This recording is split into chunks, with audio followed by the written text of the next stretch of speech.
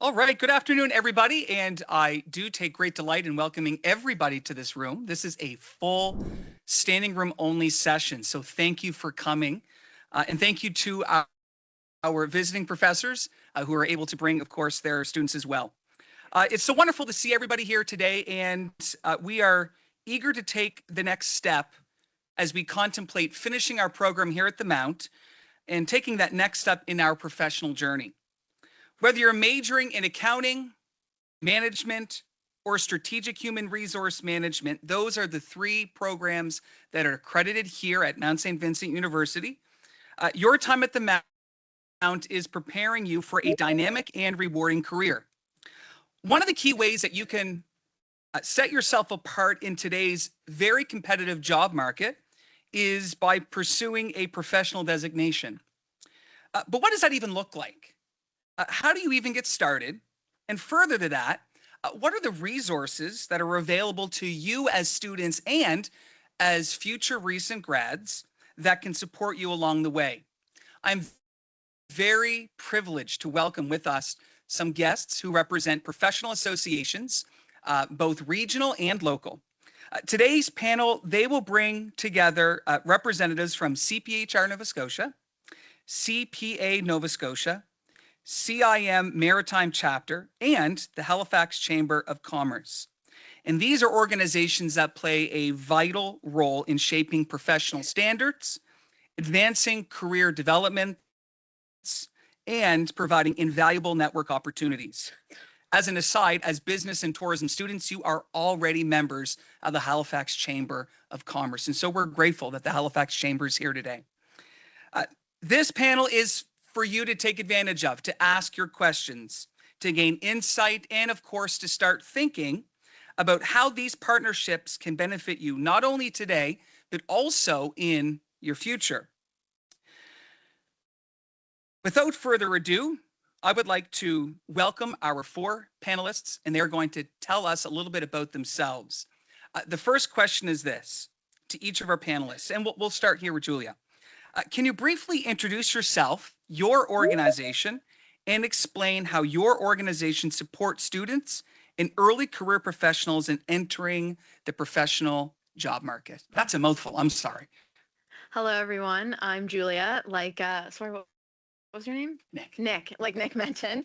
I do membership services and engagement and retention at the Halifax Chamber. So for those of you who know what the Chamber is, great. If you don't, we're a nonprofit membership-based organization.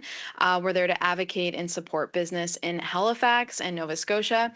As Nick mentioned, and Miriam as well, that you're part of the Chamber already. So MSVU pays for a large membership, and that covers their students. So we'll get into it more later of what you can engage with and how you can benefit from it. But ultimately, we're here to advocate and support business, connect people, host networking events and training for the community. I'm Ruth. I'm the Student Recruitment Advisor for the CPA Atlantic School of Business. So what we are is we deliver the educational and practical experience component of the Chartered Professional Accountant designation for everyone living in Atlantic Canada or Bermuda.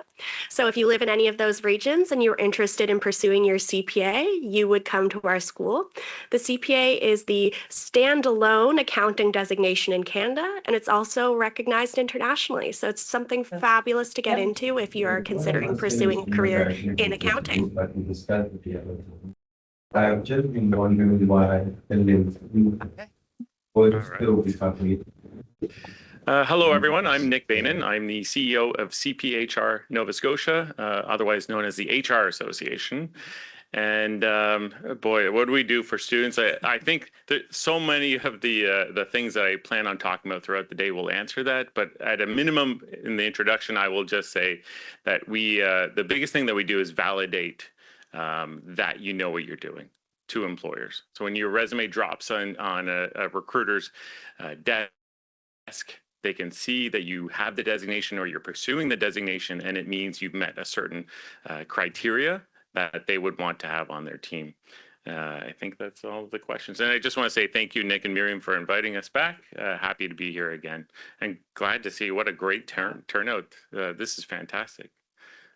Excellent. Thank you. And we are joined by our colleague Belinda online. Belinda, if you'd like to introduce yourself, your organization, and what your organization does to support students and early career professionals. Yes, so thank you so much. I hope everybody can hear me okay. Please let me know if you can't. Sounds good. I think there's a little bit of a delay in the audio, so I might look a little strange on the screen, and I do apologize for that. But I am delighted to be here today and to be invited for a second year to represent CIM, Chartered Managers of Canada. The Chartered Managers of Canada is a national association advancing management and leadership excellence for over 80 years.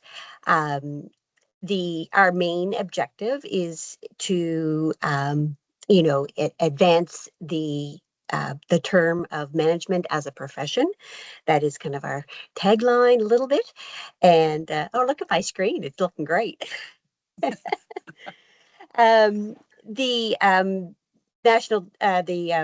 Designations that we provide are certified in management, which is a CIM designation, and a chartered manager designation. We also all accredited in organizations such as Mount St. Vincent University are all students are entitled to a free associate membership, which is a really great way to begin your journey to explore what designations such as ours and those on the panel and memberships such as those can really mean to advance your educational journey and hopefully your future career. Wonderful. Thank you so much, Belinda, and to our panelists. Okay, let's get in the meat of it here. We have an audience of students who are at various stages of completion of their program. And so they're thinking about what are the tangible benefits that they can get out of an accreditation to help support their early career. Obviously, there are examples of salary, promotion opportunities, job access. So I'll ask, starting with Julia again, we'll ask each panelist, what are some things that could help provide tangible benefits that your association gives to students and early career professionals? All right, gotta remember to press my button here. So with the Chamber, we're not an accreditation, but like I said, we're a membership-based organization. So it's kind of like joining a gym. You buy a gym membership. If you don't go, you don't get fit, but you also kind of didn't use that investment into your membership. So when it comes to the Chamber, because you guys are all members, I would encourage you to start coming to Chamber events. So when it comes to a Chamber of Commerce, you know, there's different chambers across Nova Scotia. We are the biggest in Halifax, but it's a great opportunity just to get eye level with employers. So you know, you're here in school, you know, I went to university and I was like, I don't know where I'm going to start. I might just go traveling after if I don't land a full-time job. So it's a great opportunity to meet people, those people that you're going to be hiring, develop those one-on-one relationships. I think there's a huge value in that and connecting with a company that you want to work for and meeting them. Say, for example, at CPHR, you know, you want to work there. Maybe you can meet Nick at one of the Chamber events, shake hands, talk casually, get to know each other, and then he'll remember you when your resume comes across his table. So it's just a great opportunity to make those connections. We also have training programs. I mean, you're in school, you probably don't want to do any more courses right away when you leave because you've done it for the last few years, but we do training, you know, on Excel, professional development, leadership courses, communication courses, which is, it's always good to continually learn in communication. But yeah, it's just a great opportunity to meet people, own in on some of your skills, and continually learning in the business community in Halifax. Thank you. In terms of the CPA designation, honestly, I can't say enough positive things about it, especially in today's job market. At a time where it can be very difficult to secure a job, CPAs are in extremely high demand. More are currently retiring than are entering the profession. So it's a fabulous time to be thinking about the designation. Now, especially at MSVU, a lot of the courses that you are taking would count for exemptions in our program. So definitely check out our transfer credit guide on our website if you're interested in seeing what you may be exempt from. And honestly, there is so many things you can do with your CPA. Whether you're thinking, maybe I want to be an entrepreneur, a CEO, a CFO, all of these people benefit from having their CPA. It can really take you anywhere. Every organization needs at least one CPA, whether that be government, industry, public accounting, education. CPAs are needed everywhere. So it gives you a lot of career mobility and it really increases your earning potential. You'll see people making a lot of money as CPAs, and honestly, you'll probably be hired before you even graduate university or very shortly after, just by indicating to hiring managers on your cover letter or resume that you do want to pursue your CPA makes a huge difference. I used to do recruitment for Atlantic Canada for Doane Grant Thornton, and let me tell you, if I saw on your resume or cover letter that you were even interested in pursuing your CPA, I would automatically pass you along to the next step. You got a big check from me. So I highly recommend checking it out. And if it's something you want to consider, then feel free to talk to me after for sure. I think we're going in order, so I'm next. I would say ditto to everything you just said, except replace CPA with CPHR. Exactly. And I can just stop there, but I won't. Of course I won't. I do want to highlight that we have a special relationship with the Mount. And I just, a quick show of hands for those in the room, who is in the BBA program with the specialty of strategic HR management? Okay, there's a few. But you should be. That's right. Because mostly tourism students. Okay, well, if you are thinking about changing, we do have a special pathway for you. So the pursuit of the CPHR designation is a very lengthy one. There's, I'll get into it later, but it involves a lot of academics and some experiential piece. The program here at the Mount has a very high benchmark, and it has matched 80% of our competency framework. So we're thrilled to have an accreditation agreement. And so any graduates with that program are really, I'll spare you the details, but they're fast tracked to the designation, where other people have to take multiple courses after they graduate, write a large exam where only 63% of the people pass, and it makes a huge difference, very similar to the CPA on compensation. I've got specific data if you're interested. The typical HR manager working in Nova Scotia is earning about $75,000. When they acquire the CPHR, on average, they move up to $90,000. So it pays to have the designation. And as I mentioned before, just the validation. It tells the employer you've met an academic benchmark and an experience benchmark. So it means a lot. If there's a tie between your resume and someone else's, the CPHR is going to win every single time. Thank you. Thank you, Nick. And Belinda, online. Yes. So again, my colleagues at the table have probably said everything that I would say, but just to add a little bit to it from the chartered manager perspective, basically part of being accredited by our program or our association, I should say, speaks to that your program, it signals credibility to employers. Programs that are accredited are aligned with industry expectations and leadership competencies that are expected when you step out of school and into the workplace. The accreditation and membership with our institute accelerates the pathway to designation, because as accredited programs, like the human resource folks, many of the educational requirements that you're already pursuing in your program at the Mount also meet educational requirements for the CIM designation. So you are well on your way at graduation to having a credential already attached to your name on top of your degree. Being a member of our institute helps graduates demonstrate that leadership capability, that around ethical decision-making, strategic thinking, these are qualities that future employers are going to be looking for. They're going to be seeking candidates that can, demonstrate those capabilities. It also enables, as has already been said, that any of these programs and memberships certainly enables early engagement with professional associations. So you're entering yourself into a network where you are going to have a vast amount of people that you can tap into, even if it's to look at future decision making around what route you do want to take in your career. So being a member and involved with these associations really does open that door to opportunities to engage with industries. And basically at the end, it ultimately helps our graduates move from simply having your degree, which is a huge accomplishment, and I would never downplay that, to being recognized as an emerging professional in your field. Well, thank you, Belinda. You're And to welcome. our panelists.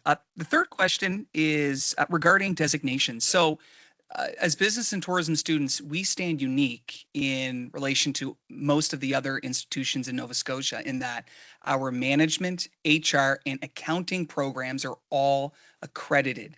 And so that means there are benefits to you upon graduation if you happen to major in any one of these three areas. So my question to the panelists are, what are the steps required to obtain these designations? And what should students start doing now while they're still studying in university to make this process easier? Julia, we can start with you, and then we can work our way this way. My answer is really quick and easy. You guys are already members with the Halifax Chamber of Commerce. So check out our website. It's halifaxchamber.com. You can go on our events page, come to some free events. We have a networking event on March 27th. It's a Friday. I know it's not really exciting to go to a networking event on a Friday evening, but it might be a great opportunity for you to connect with some folks. So you're already a member, you're already there. You just have to make the effort to come in and get engaged. Thank you. So as students at MSVU, if any of you are taking accounting courses, even if you're taking more general business courses, they're likely going to count for prerequisite exemptions in our preparatory program. So we have 14 prerequisite courses, and those are 7 weeks long, all offered online with in-person exams. And essentially what that does is it makes sure you have the foundational knowledge required to be successful in our professional education program. So that's really the meat and potatoes, as I call it, of the CPA program. That's when you're working actively towards the designation, and that culminates in our common final exam. So that's pretty much what our school offers, as well as the practical experience component, because there is a work component to the program. It's designed for the full-time working professional, so our expectation is that you would be working while you did the program, and as I mentioned, it'll be quite easy for you to get hired. And jumping off your salary statement, our program's around 2 years long, and 3 years after obtaining your CPA, you will likely be looking at making approximately $154,000, and that only goes up from there. So that's quite early in your career. I mean, that's 5 years after graduation, and many CPAs make much more than that. So it's a pretty lucrative endeavor, I must say. Our process is very similar. So if you are in some HR courses, which I hope you are, like even if you're in tourism, many of you should be aspiring to be people leaders of some kind, and you would definitely benefit from taking some organizational behavior courses or recruitment courses, etc. And any of those would be transferable, very similar. Exact same story, except instead of 14, we have 9. And that would set you up well to either write our exam, and then I won't get into the details, but there's other pathways where you could potentially waive the exam if you're not in the right course. We offer our own program, and so you can transfer some of those, and if you take enough with us, then you would waive the exam. And that's halfway there. So it's our designation consists of 2 portions. The first step is academic, satisfy 9 courses, and the exam or waive it. And then the second step is experience. You need 3 years of experience, and then you get the full designation. But we do have a mini step that we do acknowledge. Once you've satisfied the academic step, we grant the CPHR candidate status, very similar to CPA world, I believe. And then once you get the 3 years of experience, you're the full CPHR.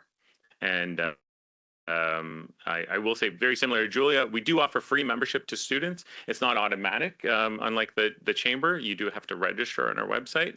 And this will be the only time I think it's okay for me to say, pick up your phones and look at them now. And you can quickly join right this second. But it's CPHRNS.ca, free membership for students, and very similar offerings. We've got mentorship programs, networking events, webinars, and many of them are free. Thank you. Thank you, Nick. Belinda. Yeah, so for the CIM designation, that's normally where the path begins. It is one, becoming a member. So we really encourage students to take advantage of the joining CIM as a free student associate member. That gives you access to the internal workings of the association and lots and lots and lots of information that can help direct your pathways around your career. There's even a lot of fantastic access to management literature that, a lot of, we do hear from a lot of our student associate members that say that they are diving into our network to help with research around projects and papers and things like that. So certainly that's we usually encourage everybody to join as a free the free program as a student associate member. And then from there, the pathway would begin with the Certified in Management designation, which is recognizing management-focused education, and it also includes a competency assessment. So you would apply for your CIM designation. And then later, as you move forward in your career, professionals can pursue the Chartered Manager designation, which recognizes your management experience, advanced education, and ongoing professional development. We also, encourage, again, as always, to build that leadership experience through internships, projects, student associations, and really our focus is helping, or I don't know if helping is the right word, or encouraging students and then future members of developing that habit of continuous learning and professional development to really build that resume for yourself, build your knowledge base, get a wider picture of management as a profession, because as my colleagues at the table have said, the network is huge. There are, all these, there's management in every industry in the world. There has to be managers. There has to be people leading, and management is more than just having a title of manager. There are leadership is in the works in all these organizations. So certainly that's where our focus is. Thank you. So let's take it up to a higher level. And now that we understand the value of our multiple programs being accredited here at the Mount, let's talk now about major trends that you're seeing. To our panelists, we continue to hear news about the disruption of artificial intelligence, automation, hybrid work, regulatory changes. So how are these trends shaping your industry in accounting, at the Halifax Chamber, HR, and management in general? And what skills should students start thinking about building now while they're still studying? Julia? All right. So when it comes to the chamber, I mean, you guys, you're students, so you're in the schooling system, so you're probably talking about AI a lot. And that's something we're talking about at the chamber a lot as well. We do training for AI. It's constantly changing. I mean, you're probably using some form of AI on a daily basis or a weekly basis. But it's good to know how you can actually dig a little bit deeper into those platforms and understand how they can help you in your professional career. whether it's website design or how to communicate a certain way, or different algorithms and how to attract certain people and who you want to talk to. So AI is a big one. I mean, the Chamber is an advocacy organization, so a lot of, we host political figures. We're nonpartisan, so we're not government, and we don't have an opinion either way, but we host a lot of political figures. We're trying to get the Prime Minister. It's hard to get him, though. I mean, shocker. But it's a good opportunity for you to learn what's going on in the political world. So, we're always having different ministers and whatnot come in and talk about whether it's transportation in Halifax, or which, when it comes to tourism, you want to know how people are getting around and what they're saying and what the ministers, how they're making decisions. So I would say get involved in that way. Taxes is a big one. I mean, not really a big thing that you guys would have to necessarily think about, unless you own your own business. But that's always something that we're talking about with small business. I mean, perhaps you're an entrepreneur and you want to understand a little bit about taxes and whatnot. So those are kind of the top three: policy, taxes, and AI. Yeah. Wonderful. Thank you. So I'm sure we're all going to touch on AI based on this question, but the most common question I actually get when speaking to students is, AI going to replace CPAs? The answer is no, definitely not. It might make your life a little bit easier in terms of the actual number crunching, but it's so important that CPAs are able to interpret and communicate financial data. Because if you think about it, you're helping not only individuals, but also organizations to do that. Many people don't have that skill set to be able to accurately understand what financial data is saying. So that's really where CPAs come in. Now, hybrid work is huge for CPAs. 73% actually do have the ability for hybrid work, whether that be completely remote or a mix of both. And another nice thing is, I know I mentioned the mobility from different industries, but there's actually a lot of global mobility as a CPA.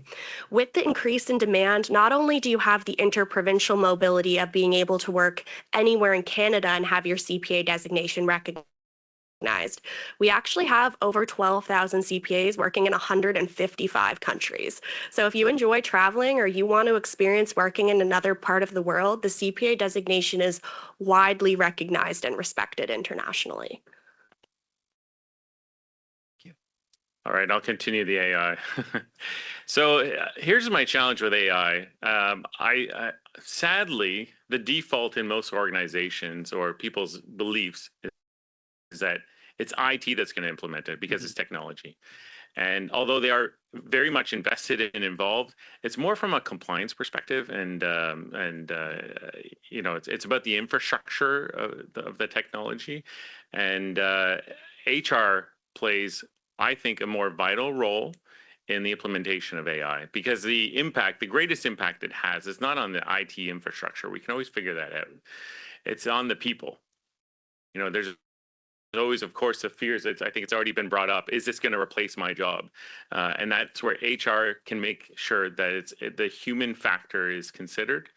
And as far as AI being implemented into HR, it's already there. Yeah.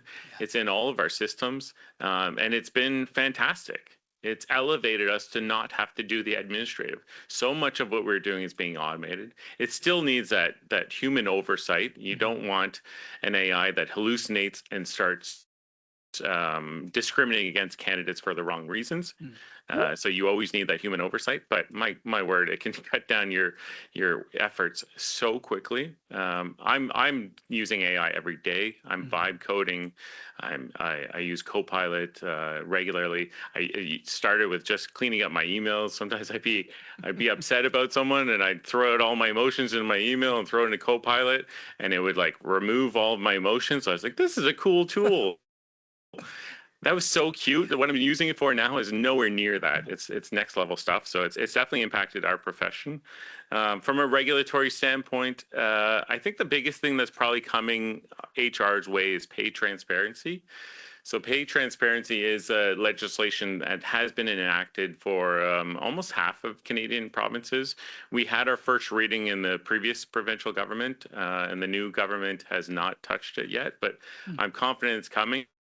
I hope it's coming because I believe that it's probably the single greatest thing that'll close the wage gap for men and women. So I'm optimistic, and not just optimistic, because we are advocating on behalf of the profession for it. And what was the last thing I was going to say? You know, I'm proud to be Canadian, especially these days. And I'm really proud to say that Canada seems to be holding strong on ensuring that DEI is not going anywhere. I'm thrilled to see that. So from that perspective, I think that's a great thing that's still trending in Canadian employer world. So for HR. So yeah, I think that's it. Thank you. Yeah, thank you, Nick. Linda. Thank you. So I think one of the biggest pieces of CIM's Canadian Management Competency Framework, which is kind of where we base all our decisions around our organization. It's the emphasis on balancing technical awareness, strategic thinking, and people leadership. You know, everything has to come with a balance. Management in any aspect of industry is evolving rapidly due to AI, automation, advanced analytics, hybrid work environments. But I same with my colleagues have spoken about replacing your job. Having these tools, which is what they are, to maybe accelerate how quickly we can do something, or give us a more detailed look in a nice and tidy package. It's all wonderful, but without the humans behind it to interpret and use that information to effectively make decisions, I think we would be at a loss. I don't think they can do everything. I don't think machines can do everything. I don't think people, they have that people focus. Management, which is our focus, is, a lot to do with human to human interaction. Organizations such as the Human Resource Organization, that's it, that you guys can never be replaced. We're always going to need human resources in any organization, and I think that's a lot of where we are as a management profession. We're trying to learn and grow and incorporate all this new emerging information and kind of package it up in a way that we can still manage effectively. So it really is truly that balance of technology. We must balance that technology awareness with strong people leadership skills, and that's what CIM is hoping to foster in all our membership. Truly for students, if I was 35 years ago, if I was sitting in your place, I always often say, I don't know what school would be like now if if we had what you guys have. But it truly is, developing those digital literacy and data-informed decision-making. So different than how I would have had to have done that 35 years ago, embracing what's there in terms of our digital environment and using that data to make informed decision-making. So really, building those skills at this time in your educational journey, emotional intelligence and communication, because it's very easy to lose some of that, I don't know, that emotional, I guess emotional intelligence is the best way of saying it. I work in a hybrid environment. Most of my colleagues work in a hybrid environment. From an administrative perspective, I work in healthcare, but on the administrative side. And I work very, very closely with our decision support, finance, and HR professionals within my organization. And I'd say probably 90% of us all work in some form of a hybrid environment. So we really have to work hard to continue to make those connections from a personal level. So really important to develop those emotional intelligence and communication skills within an environment where you're not going to be sitting face to face with people. interesting that I'm actually meeting with you guys virtually today. Kind of speaks to that. Adaptability and systems thinking, being able to adapt to what is being, thrown at you, and the format in which it's coming is truly important. And at the end of it, really building those ethical leadership skills that are going to help you make decisions that make the best sense and the most value for the organization, whatever organization or industry that you find yourself in. Thank you. And thanks to the panelists who are highlighting the real felt nature of disruption, whether it's technology or tax policy. Thank you, because that really puts, I think, a face on the topics and discussions that we have in class. Okay, now let's talk about professional designations and the association with the Halifax Chamber. We have students here who are contemplating whether they pursue the designation or they just fast track their program and graduate. So could you talk to us a little bit about how these professional designations or the association with the Chamber might influence hiring decisions and help with career advancement? All right. So, you have two choices, right? When it comes to the Halifax Chamber, you can leave this room and never come to an event and never connect and kind of continue on your journey, or you could come and then make connections and get familiar with the people that you want to work for, connect with people in Halifax, get a familiarity. But I think ultimately the biggest benefit to the Chamber is that connectivity. You're in the room with top executives in the city, hiring managers, CPHR or like the accountants that you might want to work with, or Tourism Nova Scotia might be in the room. If you're taking a tourism degree here at MSVU, those are the people that you want to talk to. You want to have coffee with them around a table, then you can do that at a Halifax Chamber event. So, I would take that over not doing anything. You mentioned kind of making that decision. But yeah, it aligns you. I'm a firm believer in learning and growing. So, coming to a Chamber event, you'll probably meet someone that you'll probably get coffee with afterwards and learn something new that really interests you, or meet someone that you really vibe with, and maybe you guys work on a business or a project or something like that. So I think, with the influence that the Chamber can have, if I were to go back to my university days, I was talking to someone about it in a meeting today, and I was a fourth year business grad. And I remember all these CEOs came to talk to us. It was like, meet the CEO's day. And I was so just nervous because I was like, I'm a business grad and I don't have any experience, or whether it's tourism, you can kind of interchange that word of what you're graduating from, but you always have something to offer, like just by means of making an effort and working hard and connecting with people, that's making effort, that's a value. So I would just encourage you to check out our event website, see what the next free event is, carpool with each other, get a drink after or not, like just come and meet people. And now you know who I am, so you can approach me, say, hey, Julia, is there anyone that you can introduce me to? And I'm more than happy to connect you. So that's the value of the Chamber. Thank you. In terms of the CPA designation, it absolutely sets you apart in terms of being an accountant in today's world. It is the premier and only accounting designation in Canada. And as I mentioned before, when I was hiring students and new grads, that was something I always looked for. You didn't even have to be in the program yet, but just an interest to pursue the program. Canada especially is in such desperate need of CPAs that you will have no problem finding a job at all. In fact, the way that I always explain it, and the way it was when I worked at one of the firms, is that you're not fighting for a job. The employers are going to be fighting to hire you. So it's a very different environment than today's kind of work environment, where it can be very challenging to find work.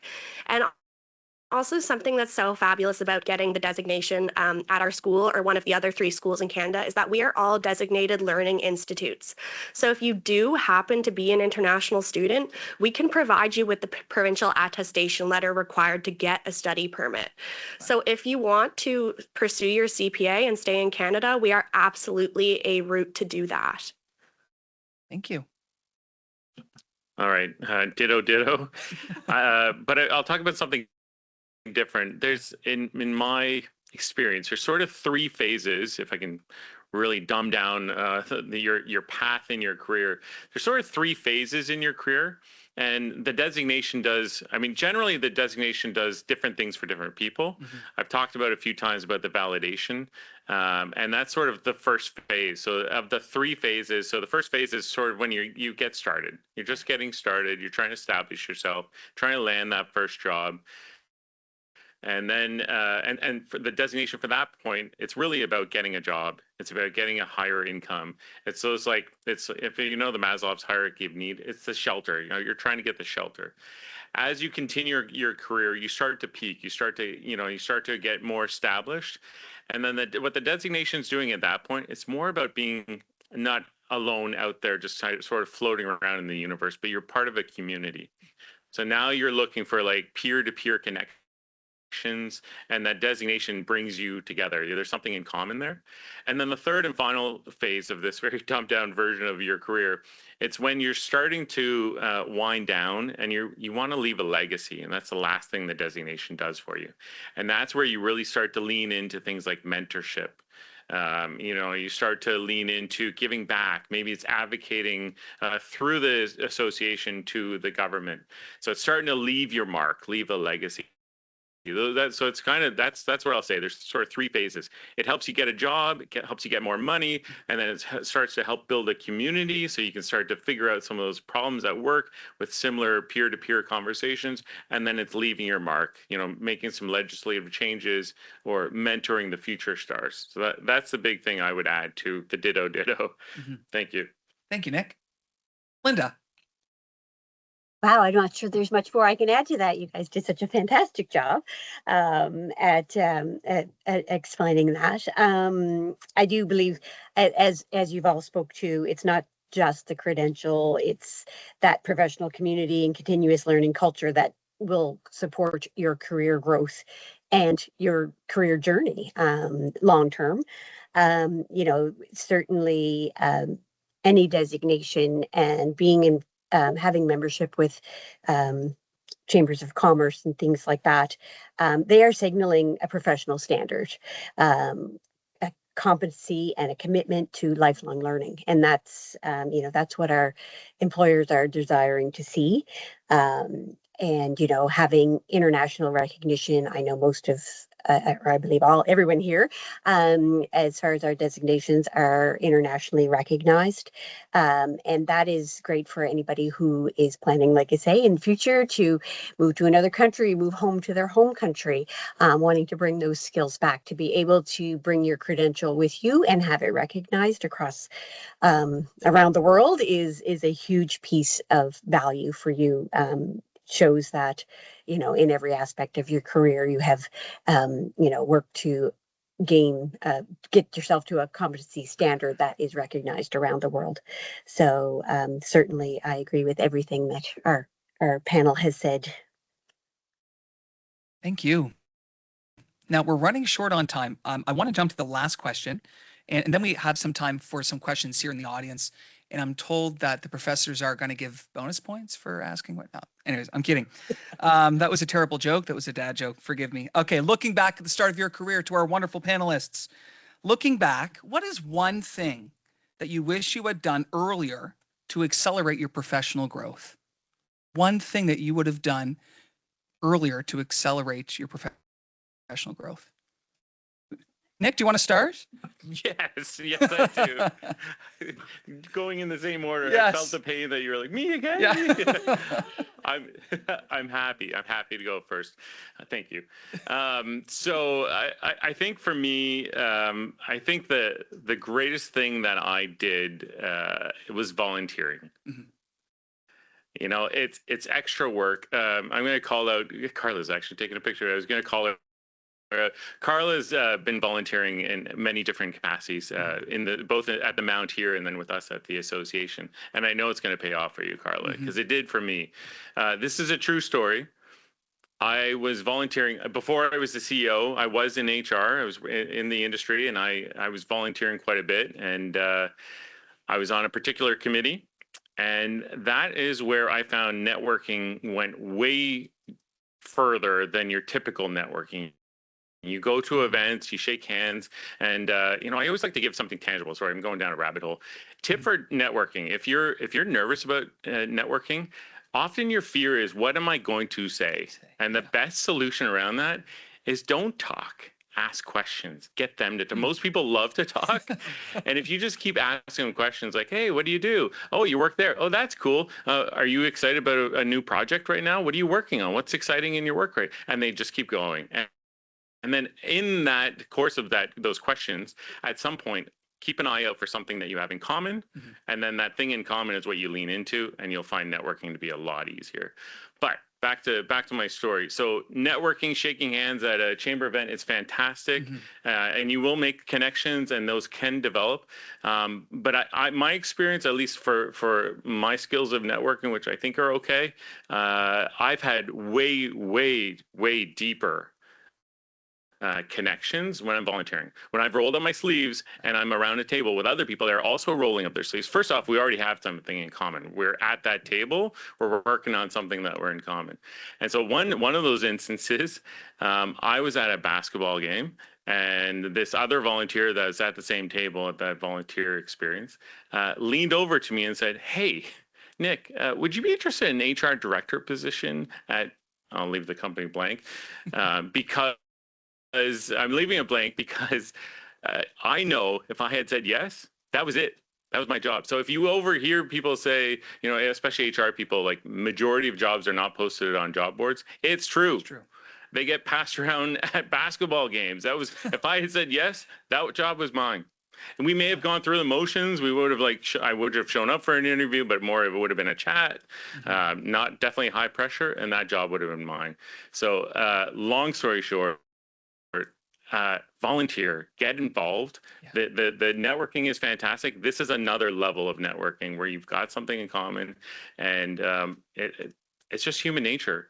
Whatever we're more familiar with, that's what we're going to lean into. So if they've been networking with you, there might be a stronger candidate out there that they don't know, that they're less familiar with them. They're going to go with you every time. So volunteer. Thank you, Nick. And thanks for giving me the chance to go first. That's right. I absolutely agree with the volunteering and the networking as well. I know I graduated from my undergrad 6 years ago, and I still have connections with the people that I worked with at St. Mary's today. And it still helps me if I'm looking for an opportunity or I want to speak at an event. That absolutely still helps me having those connections. I'm going to also take a little twist on the question. So I often have in my job, I'm the one who advises people and opens the application for them if they want to do the CPA program. You would be so surprised at how many business professionals who've been in the industry 5, 10, 15 years reach out to me and tell me, I've reached a ceiling in my career. I cannot progress further, and my employer wants me to pursue my CPA, and after that, that will skyrocket my career into those C-suite type jobs. And one of the other nice things is most employers are going to pay for the entire CPA program for you. They are going to pay for the program while they pay you a pretty good full-time salary. So overall, there's a lot you can benefit from networking and volunteering, and even later in your career, pursuing the CPA program, if you're interested, makes a big difference. That's great. Thank you. All right. I agree with both statements. Now I know what it feels like to be on this end. Ditto. So looking back at the start of my career, what's one thing that I would do differently? Mine's going to be a bit of a soft answer. I gave kind of a soft answer last year too. But I think for me, I kind of alluded to it earlier, is just like really believing in yourself. I think that you can achieve so much. Of course, you need to get designations and things like that professionally. Always achieve for those, or strive to get those, because it will just continually help you grow in your career. But if there's any doubt that you have, of new grads, just be confident. If you're nervous in a situation, depending on the situation, you can say, you know what, I'm a bit nervous, but I'm really eager to be here. I'm excited to learn. I think, if I were to look back on situations that I had when I was in your position, I would probably turn that voice up a little bit higher. Get curious, that was kind of already mentioned, lean into conversations that are uncomfortable. People have differing viewpoints, lean into those, learn something. It's easy to, when you're in a difficult situation, to be like either really passive and kind of let it simmer out. I mean, don't get in a fight, you don't want to do that on the streets of Halifax. And I'm like, I don't know them, I didn't encourage them to fight, but just get curious and lean into difficult conversations and learn different viewpoints and perspectives. It'll only broaden your knowledge in life. And so, just leaning into that and getting curious and believing in yourself. Always just know that you have it in you. And that's what I would turn up a little bit more when I was younger. Yeah. That's great. Thank you. Belinda has the final word. So I guess, yes, I would definitely agree with everything the panel members have said, because I get to go last. But I think if I was to look back, I would have thought that I belonged, and it comes a little bit from what was just said. I think it took me a good 10 to 15 years into my career to understand that I belonged in these environments. I wouldn't have, at the time, would not have thought about joining the Chamber of Commerce when I was, fresh out of school. And I wish I had of, because I'm sure the connections I would have made had I just felt like I belonged in those environments. And I think it's really important to know that you do belong in those environments, and those are where you are going to make those connections. Those are where you're going to get mentorship, and those are going to be where you're going to get an awareness for whatever industry or whatever educational pathway that you choose to continue. Many of my colleagues that I have worked with for many, many years in healthcare were, as was said, they were late career in pursuing their professional designation, like their CPA. So I have many friends of mine that pursued their CPAs quite a bit later in their career, when they were finally feeling comfortable in the environment that they wanted to move forward, and really started to see themselves in those director roles and senior director roles. So it's very important to see your value where you are right now, because you do bring that value into those environments. So that would be my younger me should have got involved a little sooner. Volunteerism, as was already spoken to, is fantastic. Invitations to be part of a board of directors. Again, I wasn't a member of a board of directors until I was married with children, had been in career for 15 years, and joined the board of my child's theater. You can get so much value from taking part in those and learning. And many of those are volunteer, but they are extremely valuable. And now, even in CIM, I've been given the opportunity to be part of the local chapter. So if you have an opportunity to step up as part of your local chapter in any of the organizations that you are involved with, again, extremely great networking opportunities. I'm always looking for people to come join me in the Maritime chapter, because we are very tiny. But certainly my involvement in the CIM chapter has led me to, be invited to national conferences where I'm sitting at a table with our national board of directors and industry representatives from across Canada. And these folks come from every walk of life, from,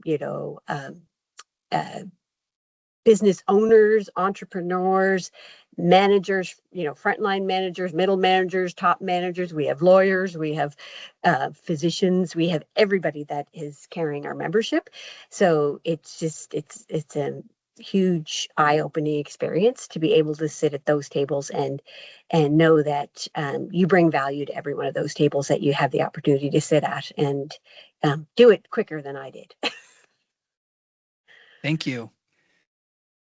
Okay, we have a few minutes for a couple of questions. We have a rare opportunity to hear from industry leaders here locally and in the region. So here's how it's going to work. If you have a question, both in the room or online, you can raise your hand. Is there a microphone that we're passing on? Okay, wonderful. Thank you so much, Patrick. And we will make sure that you get your microphone so that we can get it captured on the recording. So, questions?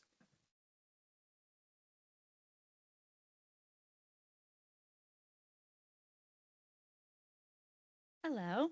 My question is, what would you say is the biggest mistake that you see students make after graduation in your companies? So once they leave, what do you think that they should do differently?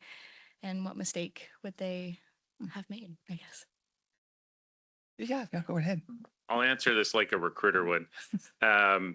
So most of your first interviews, they're going to say on the job posting that they want 1 to 2 years of experience. You don't have that. At least that's what you're thinking, but you do. And so the mistake you make is underselling what you have experience. You've got transferable. It may not have been paid work, but you're probably on some committee, or you volunteer, or I mean, maybe it's even a school project where, you know, the question could be around teamwork, right? And you can use an example. Well, you know, I had this project at school where I was on a team of 4, and we had some interpersonal conflict, and I facilitated a resolution, whatever. You've got a lot of transferable stuff that counts. And I think students very quickly dismiss, oh, I haven't had a corporate job yet, so my answer is I haven't done that. That's wrong. So I'll add that.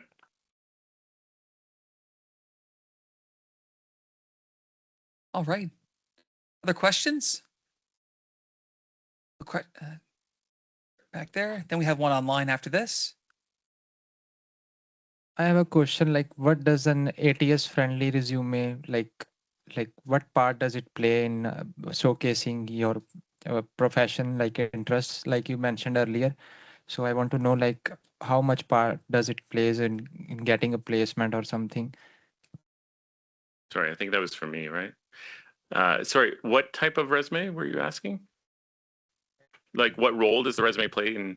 Like the resumes have to go through an like ATS system. Yes. So that's what I'm saying. Like, how do we prepare or make our resume? Like, what should we keep in mind while preparing our resume to make sure that, most of the time, as you mentioned earlier, that some resumes go through humans as well. But I think most of the time, the first initial assessment is made through the ATS system. Yeah. So how do we crack it?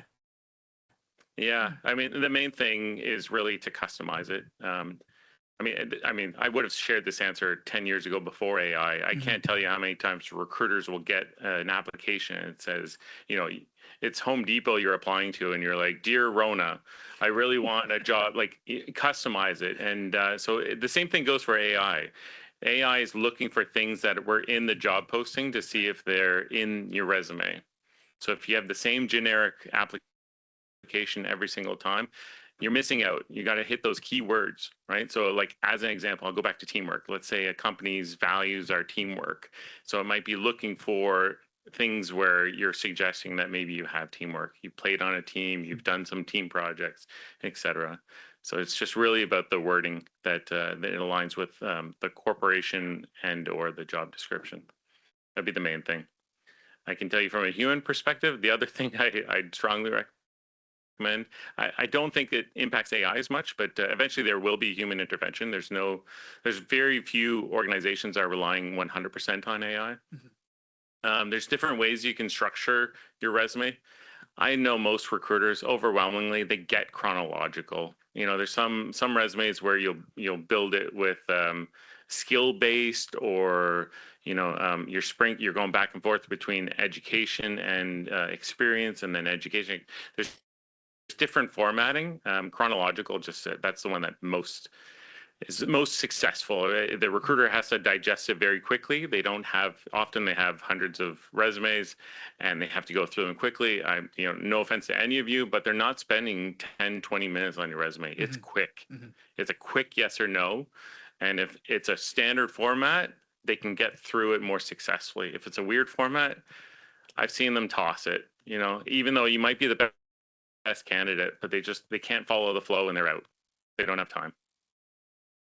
I'll add to this one. In my previous role, I probably reviewed hundreds, if not thousands, of resumes. And cover letters as well. I absolutely agree. Chronological, really great. Also, make sure you're speaking to your strengths. Yeah. Every one of you in this room has strengths, and that we want to see that. We want to see, are you a good people person? Are you a good team player? We're looking for those key things. So if you can highlight them, that makes my job a lot easier. I don't have to try and figure it out. You've told me. And one other tip is for cover letters, especially, don't use AI to write your cover letters. As someone who's read many, I can immediately tell when AI has written it. And that was a huge no-no for me, because as a recruiter, that just showed me you're not willing to put the time in to actually write a cover letter for my organization. So that's definitely something I would keep an eye on, and personalizing, so important as well. Perfect. We have time for one more question. It comes from online. We have from Adita Costa is asking us, in today's job market, how should new graduates like herself who is ready to graduate balance gaining work experience while also working toward a professional designation? So what are some steps to prioritize first, and where should I start to successfully enter corporate roles? Well, I can start with that one. So if you want to pursue your CPA, you're probably going to have a job before you even start with us, because people want you. You're in demand. And you'll be working while you do our program, because, as I mentioned, is designed for the full-time working professional. So you're gaining that practical experience while you're doing the academic components. So that's one of the really nice things about our program, is you don't have to worry so much about when do I do the designation, when do I do my work. You'll do them at the same time. And it's set up like that so that you can be very successful. You're learning the stuff academically, but then you're also doing the real world hands-on experience. So they work very well together to make you a successful professional. We do have one more question. We do? Yeah. Okay. Not mine. No, that's okay. We're a little over time, but that's okay. It's Ruth. Thank you. My question is, what is one skill you see most students lacking when they enter in workforce, according to you? It's a good one.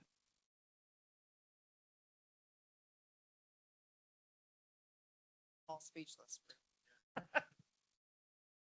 Students from other schools in the Mount is what you're likely. Yeah, Yes. sorry. I'm wearing my HR hat right now. So sorry. I don't mean to take over for the other very qualified panelists, but I am an HR professional by trade, and so I can't help myself. I think so. The rate of speed in the workplace right now it's dizzying. I'm sure we're all experiencing it. It's so hard to keep up. So I think if I understood the question right, I would say adaptability. And some of that adaptability comes from being a positive person. Change management is very difficult. AI is going to change the entire, it is changing the world. It's changing it so dramatically and so fast, like nothing we've ever seen before. And, if you're not positive, you're going to resist and you're going to fall behind. I know even HR, if HR gets a seat at the table, they keep it by being able to move as quickly as change does, right? To not be that sort of fun police or resistant to change, going, let's slow down and make sure we get this perfectly. That's going to lose credibility at the board table. So it's about adaptability and being positive. Those were the biggest ones that I would say. That's what most employers want to see. And I would agree with that. As a hiring manager, I 100% agree. And I'm someone who gets to sit at on a lot of hiring panels, just because of the position I hold. So it is the attitude that people bring to the table, and know the industry that you're applying to. We get a lot of, and I'm sure people are really looking for work, so they're applying to lots of places with that kind of that blanketed resume. And I 100% agree. Like, tailor your resume, take that time. It does make a difference. Don't make it too busy, because places like where I work will only pick off the important pieces and miss all that wonderful information that you've provided. So really do tailor it. But what you bring to that interview table, even though the questions tend to be standard, we are looking for more than just a standard answer. We are truly looking for somebody that's done their homework, that knows the industry that they've applied to, that has done a little bit of work to understand the organization that we work in and the department that we're working in. Makes a huge difference, comes a long way. And being adaptable and knowing that most positions you don't start at the top, you start at the bottom, and we expect people to come in with the attitude that they're willing to learn. I'm just going to add one more thing that I think you're hearing from both of us. If it wasn't clear, I'm going to make it crystal clear. Your resume is the technical. It's what's going to get you your foot in the door. But once your foot is in the door and you're in the interview, the better employers, this is the phrase I always use, hire for fit, train for skill. The skill is on your resume. The fit is in the interview. So once you're in the interview, they're not looking to make sure that you can do all the technical things that your resume says you can do. It's about the fit. It's those softer skills. Like we've mentioned, the positivity, the adaptability.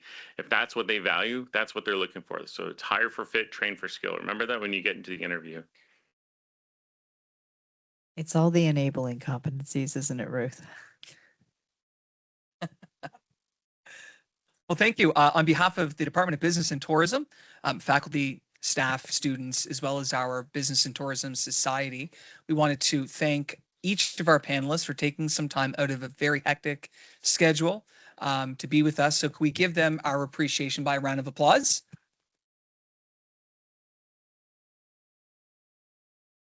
We have a small token of our appreciation to each of the panelists, and there is some time left over as classes change to network with our panelists, and they are eager to meet with you, to speak with you here at the front. So thank you so much for being a part of the event, and I hope you have a wonderful day. Thank you.